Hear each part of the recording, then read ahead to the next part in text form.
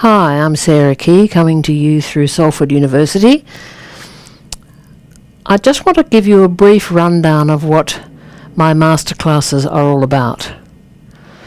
Stage 1 and 2 really are a cascade of breakdown, I propose, that happens when a disc starts losing compliance, starts losing the ability to be able to suck and squirt and feed itself, and so that you start getting features that play out and cause other recognisable spinal syndromes. Now, the vast bulk of spinal problems fall into what I call the category of a stiff spinal segment. I believe this is the underlying etiology behind low back pain of unknown etiology, or simple back pain, or non-specific back pain. And really, there's nothing, I believe, there's actually nothing wrong with the disc at all. The disc is simply injured, a minute microtrauma of the outer annulus, which is the tensile part of the disc, also has a nerve supply and a blood supply. It's like a ligament. It's relatively easy for you to do stuff, or patients to do stuff, that hurts that, and that then stops that disc being able to suck and squirt. Because the disc doesn't have a blood supply, it's very dependent on this concertina movement at all the spinal levels to keep a circulation going through. If you don't have that, then you start deteriorating. The health of the disc starts to deteriorate.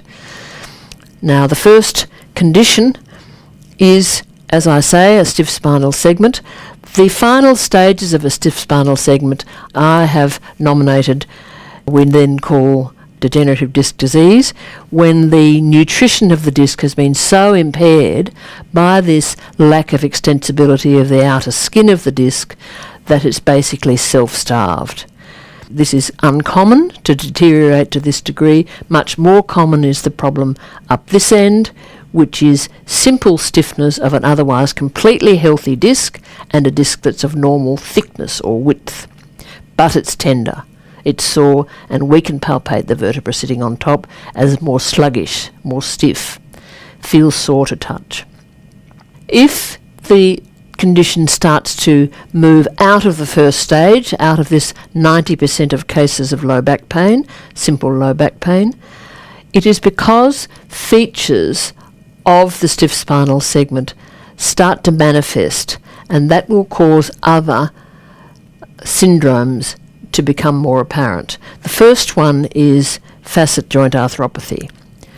Now, if the disc can't feed itself, it will slowly starve. Eventually you will get thinning of the disc itself, which means that the facet joint itself takes load which it's not designed to do. Facet joints are movement controllers.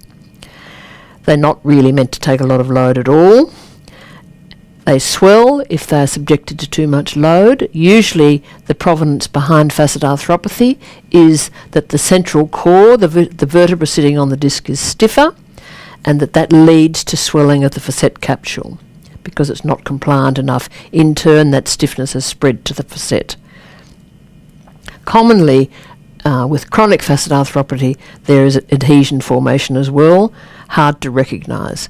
Now, the two most common spinal disorders, stiff spinal segment and facet arthropathy, really the vast bulk of spinal problems. I go through with you how you diagnose this, what it feels like, enhanced palpation skills to be able to feel if a segment is hypomobile, whether it's sitting off centre, whether it has unequal play from left to right. I also then go through facet arthropathy. What are the features of facet arthropathy? The way one palpates the facets, really enhanced palpatory skills are taught. And then we go into the other less common spinal syndromes, which are just as daunting to treat, but much less common. The third is what we call acute locked back. When you lose water content of your disc because it can't suck and squirt as much, then you have a latent lack of pressure within the discs. And that can lead, if you're unlucky, to this slight subluxation of the facet joints at the back, often directly related to poor tummy control, so often goes with a feeling of being unfit or unwell, and lack of tummy strength often means that you can't activate the muscle spindle at the back, or it comes to the fore if you're trying to bend with a straight back. Another story completely in stage 3 is lifting and bending. Highly important in terms of re-educating backs back to normal. Prolapsed intervertebral disc is stage 4. The other feature of a stiff spinal segment is that load is transferred from the nucleus at the centre, which is the main load-bearing part, to the walls at the side, or to the annulus fibrosus. If the disc is dehydrating, the nucleus literally shrinks like the sun going below the horizon. Load transfer to the walls, that breaks up the walls. At the same time, the nucleus loses cohesion. It changes in molecular structure. And so then it's easy for the nucleus to actually track out of the centre of the disc through cracks that develop in the wall. Not common at all, very infrequent, prolapsed intervertebral disc. Sequestration is a good outcome. It happens when the disc actually bursts, rather like a boil bursting, which we go through. The treatment of it again, how to recognise it, what the signs and symptoms typically are, and what the patient can do themselves. All these conditions have a big component of what the patient can do themselves. And the stage 5 is the unstable spinal segment, or spinal instability.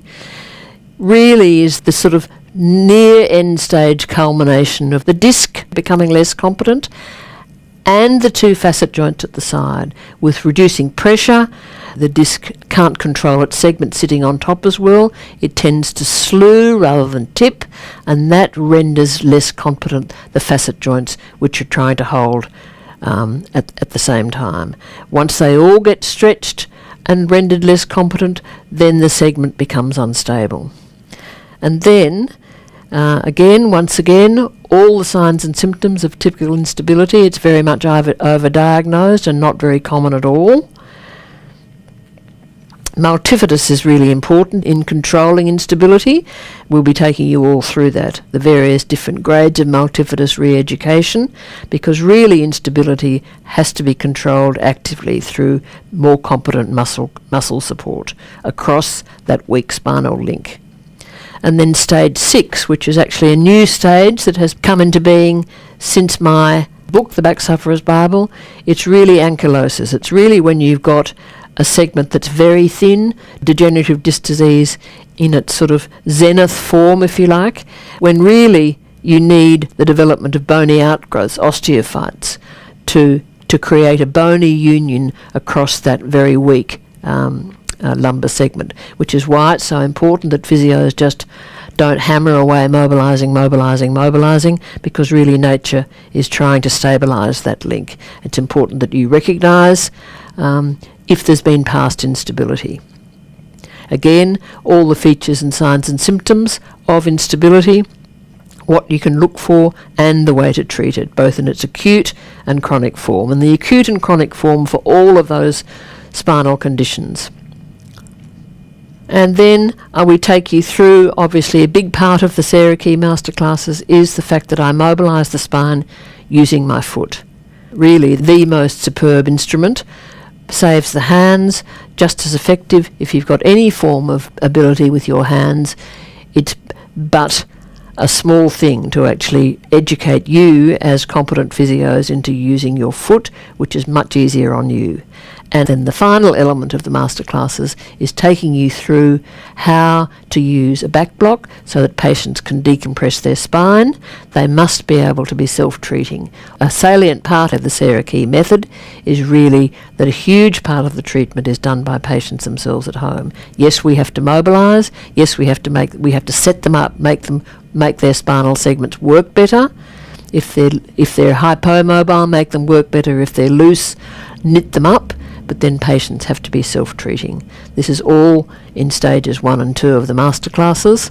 Stages 3 and 4 are crisis conditions, and all sorts of other goodies for you to avail yourselves of.